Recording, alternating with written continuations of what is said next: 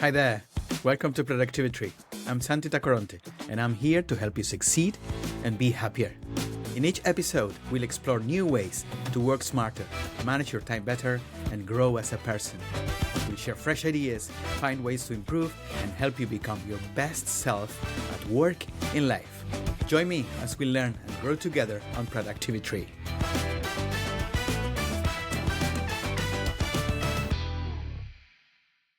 I have assessed over 500 executives on their productivity, and the top 10 all have something in common. They score high across 4 specific vectors: efficiency, effectiveness, ownership, and well-being. When these 4 align, you just don't lead better. You create compounding advantages that separate exceptional leaders from good ones. Take my 5-minute free assessment, and you will see exactly how you compare. Most leaders are shocked by what they discover. Find out where you stand at the link below. Sam Alvita is a career strategist, certified coach, and founder of Work Rewritten, where she helps professionals and organizations navigate the shifting rules of work with greater clarity, agency, and resilience. With over 10 years of experience spanning design, education, and coaching, Sam has worked at IDEO and currently serves as Director of Learning Design at Masterclass. A graduate of Syracuse University and the University of Pennsylvania, she holds coaching credentials from the International Coaching Federation and IPEC. Her work sits at the intersection of career strategy, systems thinking, and learning experience design, translating complex labor market shifts into practical frameworks that helps people make smarter, more intentional career moves without panic or burnout. Sam Alvita, welcome to Productivi-Tree. Thank you so much. I'm very excited to be here. Sam, you talk to capable, thoughtful people across industry who all seem to share the same frustration. Work feels harder and more fragile than it used to. Even when they're doing the right thing, it looks so. Why is that? I think there's so many different factors as to why work is changing, ranging from tech advancements to the economy to outdated models that we're following about our careers and how we should be thinking about them. So I think all of these factors combined create a tricky situation that make work feel much more challenging than it needs to. You've said that the issue is in individual effort because you recognize that resilience and effort still there. You say that it's the underlying rules that have changed, but nobody has updated the playbook. Correct. Yes. So how I talk about this a lot in my own work is we think about careers as the career ladder. So I'm sure many of your listeners have heard this term before. So you start a career at one point, there's a predictable series of steps. You work your way from the very start all the way up this predictable ladder till the end. And that model has largely been one that's governed how people think about work, how they think about their personal development. And there have been so many studies to show that this model just quite frankly doesn't hold anymore. So people are trying to go up this ladder in this predictable way. And they're playing a game that frankly is going to be challenging to play because it's not one that's available anymore. And careers are moving much more differently than the playbook that is set up for the ladder. Is the feeling of being stuck at work a rational response to structural change, or is it more seen as personal failure? I wouldn't call it personal failure, but I will think it's a mixture of structural change and mindset that people are bringing into work. So structural change, as we just talked about, there's so many different pieces of work that are moving very differently than we discussed. And so the models and advice that people are following isn't going to work. But then in terms of how we think about it personally, there are a lot of different ways that I help my clients and through my own work think about, okay, so say this model is broken, you are going to stay stuck unless we introduce some new models, some new ways of thinking about this, some new ways of acting. And when a person can introduce these new ways of acting, these new ways of thinking, these new ways of being, they usually can move out of their stuckness quite quickly. So not a personal failure, but definitely takes some personal agency to get out of these days. Sam, we have by now asserted that a lot of things has changed, even if the playbook is not yet fully updated. Which are these? Which assumptions like stability, growth, and loyalty no longer hold? Yeah, so I would say even as recently as about 10 years ago, there are assumptions of stability and loyalty that did carry most careers. So, for example, if someone started a job, they could reasonably assume that unless they did something really poorly or like their company was doing really badly, they would have a job in that industry, in that place for as long as they kept growing and kept working up the ladder. But in the past, like 10, 5 to 10 years, that has completely shifted. So I would say almost every single industry has experienced some degree of layoffs at some point. So many, many people come to me having been laid off from many jobs across many industries with massive amounts of people, right? So if you're in a company that lays off 10,000 people, 200 people at the same time, it's completely impersonal. Uh, It's just whatever's happening in that industry, and then that person will have to make a change to get their new role. And I think that stability is very tricky, right? So even the job that you could expect to carry a career for a really long period of time may not be one that will do so. And then the gap between those layoffs or changes has also increased really dramatically. So people who have great degrees, who have been in stable places, who have worked up this ladder, who have great resumes, will experience gaps between jobs ranging from 2 months to even a year, just because of how the job application structure is set up and some of the other pieces. And then finally, the loyalty piece that you just brought up. I think there was much more of a sense of if someone were to enter a role, they were expected to be loyal to that company because the company was providing them with a certain degree of stability, right? So living expenses were covered. They were expected to move up in certain degrees of promotion every however many months or years. And that just is not the case anymore. So someone might be loyal to a company, but they're not getting the salary that they would expect at a certain point, the promotion schedule they would expect at a point, and it's forced a lot of folks to be much less loyal to their companies and jump around much more if they want to take full control over their own work situations. I've seen a lot of people being laid off, many of them senior leaders. They all are in this void of what do I do now? What's your advice to people that is now going through this stage of their careers, not only being laid off, but also, well, the work environment as a whole, the playbook, as we said, has changed. Yeah. So I would say for anyone who's been laid off, the tendency of those people will be okay, I'll get my resume together. I'll start applying for roles. I'll apply for as many roles as I need to. Again, they'll do it in the way that they did before they got that job they were just laid off from. So essentially, they'll be applying, and they may not be getting the same results as they did previously. And they may not be able to land the role that they did previously. So I would say for anyone who's been laid off, there's a completely new playbook that they should start following that will help them regain the control and get that next great new job. So I call this RISE. So RISE as a way to think about this as a new playbook for someone who is moving into a new space. So R is to recognize when their career is being shaped by outdated assumptions. So if they're expecting the ladder to be the ladder, that's probably not true. We think of it more as like a root system or a web now. So it's like if the next available role is not available, what are you going to do instead? What new version of the role might be available?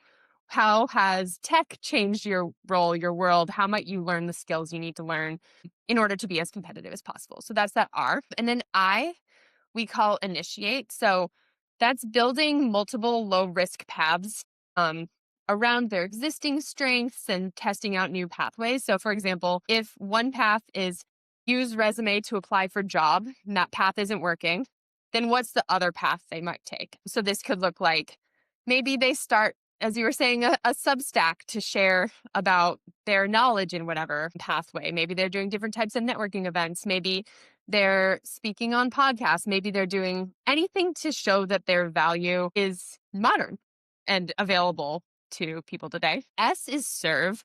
And this one's also really, really important, especially for our more senior leaders. So if they were to be laid off, they still want to make sure that they're showing their value in the world.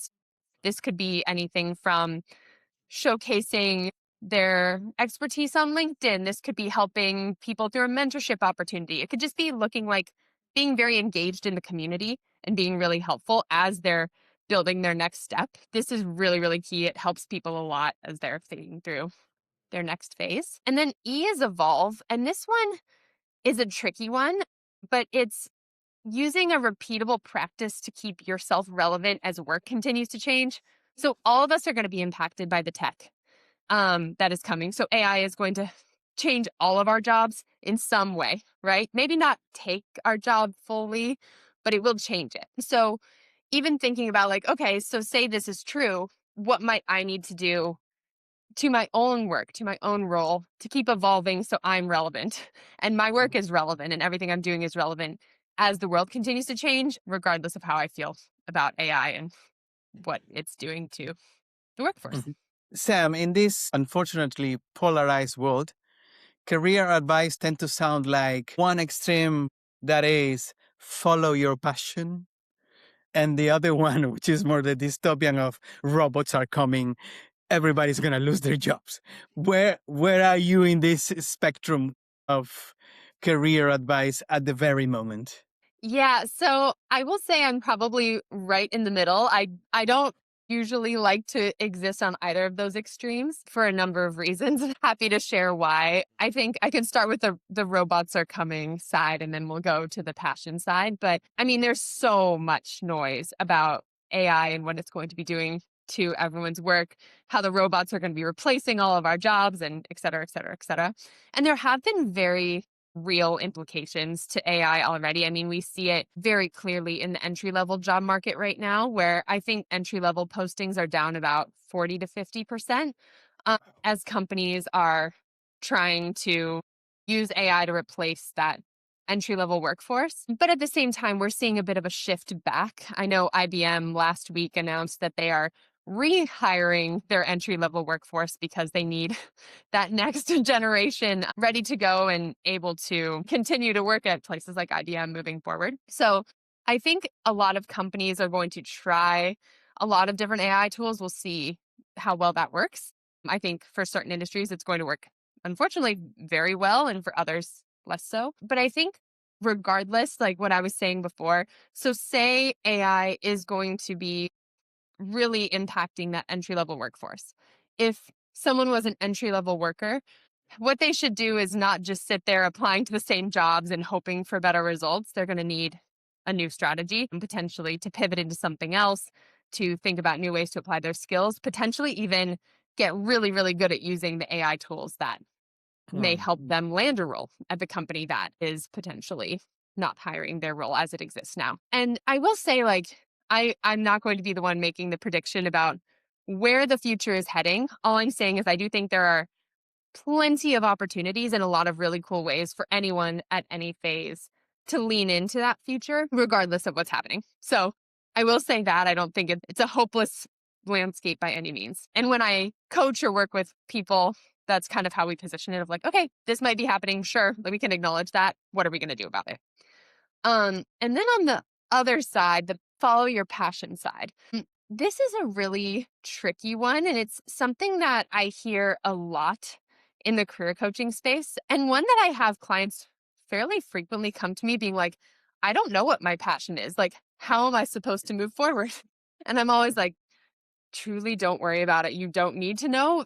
Most people don't have their one singular passion that they're following. And frankly, I do think that it can be counterproductive advice to be searching for that passion. And I know there's a lot of other speakers in the space, such as Cal Newport, who are like, never follow that passion advice. Don't look for it. It holds you back. Think instead about how you can be of value, how you can apply your skills. We are all such multi-hyphenate people with lots of interesting different skill sets. And usually some combination of many things is going to lead us to the most successful and most fulfilling careers. And I will say one more thing about the passion argument.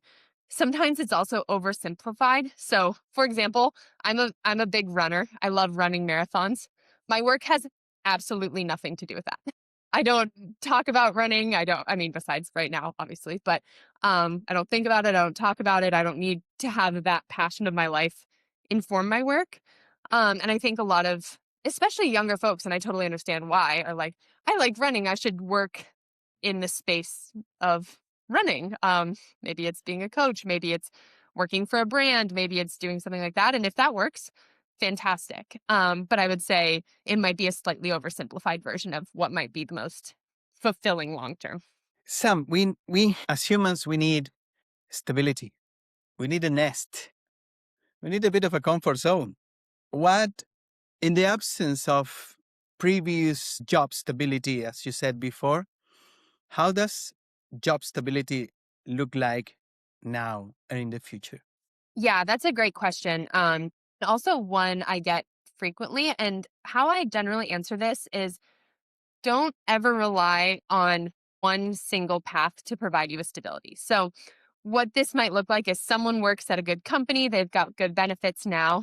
Great. Like that's providing stability for the moment. But I would always say, like, be a little bit aware of if this were to change, if something were to be different about your situation, how might you make sure that you're set up for the next iteration? For certain people, I think, especially in the US, we're seeing a lot of this. People are starting to set up what we call portfolio careers. So they may have their day job, but they may also be doing some other type of work on the side or working on a personal project or something that gives them a more, I don't know, robust application for later would be my description of this. And for certain industries, like your creative folks, for example, they may be doing their day job and a graphic design freelance work or role on the side. And that portfolio concept can be applied in a lot of different ways. But I would say no one should assume stability, but it's not something to be nervous about. It's not something to be anxious about. It's more just always have a second plan ready to go if something were to happen. And it's always really hard when I get a client who has been laid off and they don't have their resume. They have no idea what they would do next. They haven't really explored the landscape or kept an eye on what's going on. We really have to start from step one, and getting to that next role, that next stable place may take longer, ideally, than we would want it to. You talk about agency over optimism and clarity over certainty. What does that look like in practice when someone is deciding where to stay, leave, pivot, wait, try something new? Yeah. So I'll give an example of a client I had recently who essentially was like, there's nothing wrong with my current job, right? I am getting a paycheck. I'm doing my work every day. This particular person had been there for, say, 5 or 6 years. So everything was very familiar, very comfortable. But then every time the promotion cycle would come around, the company would be like, well, we don't really need to promote you. We're good. Like everything is stable. We don't have the business need for the next layer. And then that person would stay in that exact same role for another year. And this kind of pattern of, again, very stable, but they weren't growing. They weren't gaining necessarily new skills. They were fulfilling the exact obligation that the job wanted them to fulfill. And I would say this is where that agency piece needs to come in, where it's like, that's great. If that is fulfilling and hopeful to you, fine. I'm not going to be the person to change that. But I would say there's a lot of potential and opportunity that's being left on the table by not trying to find that next step, to try to make that next step, to try to get that next skill. And so usually when I have a client who comes to me like this and they're like, my job is doing nothing to help me move into my own future or move into my next role, usually the conversation is, okay, we need to either have a very specific conversation with your existing work or need to look elsewhere and engage our own agency to make sure that we are moving forward and doing things that help us longer term. And especially, again, if they were to be laid off from that job and it looks like they've been in the exact same role for years and years and years without moving up, that is going to be an issue for their next application cycle and may hold them back longer term. So agency, again, looks so many different ways, but that's an example of kind of how it shows up in a more quiet way more regularly. What's the most common decision-making mistake you see smart professionals make when navigating career uncertainty? Yeah, so I think one I see a lot of is people start to make that next step, but then they get anxious and just do a lateral step immediately. Say someone comes to me and they're a lawyer. This is another recent one I was working through. And they're like, I hate working in law. It's very boring. It's not fulfilling to me. I don't want to do it anymore. They say, I'm going to quit my job. I'm going to take a few months off. I'm going to figure out what's next and move into that space. And then that month off starts. They get anxious. They get an offer from a new company, and all of a sudden they're a lawyer again. And I think it's just not having a game plan in place or some type of structure to help them navigate that next step that keeps people in similar roles, diverting to things they already know. There is a bias for the familiar. So I think it's completely normal for someone to be like, oh, I'm just going to do what I already know. It's safe, it's stable, I understand it, whatever. And that I think also can be really tricky and something that I think all professionals in all industries do struggle with at some point in their careers. You've said that people miss emerging opportunities because they are focused on what's being lost rather than what's being created. What is being created in the world right now that most people is overlooking? Yes. So I love this question. I would say always there are more opportunities available to us than what we think or what we see immediately. And I would say let's take the AI example, where a lot of the news around AI is like it's taking the jobs, it's removing people's agency, it's taking creative work, it's like creating a lot of slop, whatever, however you want to call it, whatever country you're in. I know there's versions of this narrative. And I think the narrative that's not always existing and emerging in this space is like, okay, so say we can eliminate some of the more menial productivity tasks, or say work is changing because of AI. What then becomes available? What are the new opportunities? So, for example, healthcare may change in a really significant way, in a really positive way. And if someone were to work in the health space, how might they lean into that space and embrace that opportunity and use it so they can have many versions of their career, work on cooler projects, do many cooler things? And I would say, again, there's an answer for every single industry, regardless of which one, where this may be really exciting and there are new opportunities that are coming up because of the emerging technology. And again, the news may not showcase that as an opportunity for us to have many different careers, do many different things, push ourselves more, be able to take on new work in different ways because of this technology. Instead, it has the very negative and reductive version of it. Sam, let's wrap this up. For the listeners that feel a bit stuck and confused about their career right now, what is the first practical step they can take to get unstuck? Say 30 sticky notes or a piece of paper, and come up with 30 different opportunities that are available to them right now.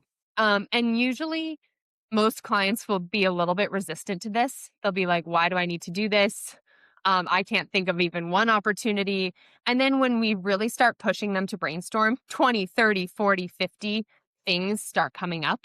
And I would recommend that every single person do this, really embrace a more open view of what the future could hold for them, and really cool things will start to emerge. Sam, how can people get in touch with you? How can they avail your services? Where are you? What's your social? Yes, so you can find me on pretty much any platform at By Work Rewritten. My website, byworkrewritten.com, will have links to everything. I write very frequently on Substack and post on Instagram pretty frequently. So I'd say those are my two main channels, but I can be found most places you would look at By Work Rewritten. Sam, thank you so much for this very relevant and insightful conversation. My takeaways today is that everybody needs a plan B. That's clear. And also that sooner or later, the playbook is going to be updated and careers are going to look different than they look today. And it sounds, for the likes of what you're saying, that they will be a bit more fun because there will be opportunities to do different things and follow non-linear paths, to do many different things during your career, which is something exciting for many people. Sam, all the best, and thank you for being with us today. Thank you so much. Thanks, Santiago. And yeah, all the best to you and your listeners as well. I have assessed over 500 executives on their productivity, and the top 10 all have something in common. They score high across 4 specific vectors: efficiency, effectiveness, ownership, and well-being. When these 4 align, you just don't lead better. You create compounding advantages that separate exceptional leaders from good ones. Take my 5-minute free assessment and you will see exactly how you compare. Most leaders are shocked by what they discover. Find out where you stand at the link below. Thanks for listening to Productivi-Tree. I hope you found something useful in today's episode. If you did, and it helps improve your life even a tiny bit, that'll make me really happy. Remember, you can find Productivi-Tree on all major podcast platforms like Spotify, Apple Podcasts, and Google Podcasts. If you enjoyed the show, why not share it with a friend who might also find it helpful? Until next time, and keep growing and stay productive.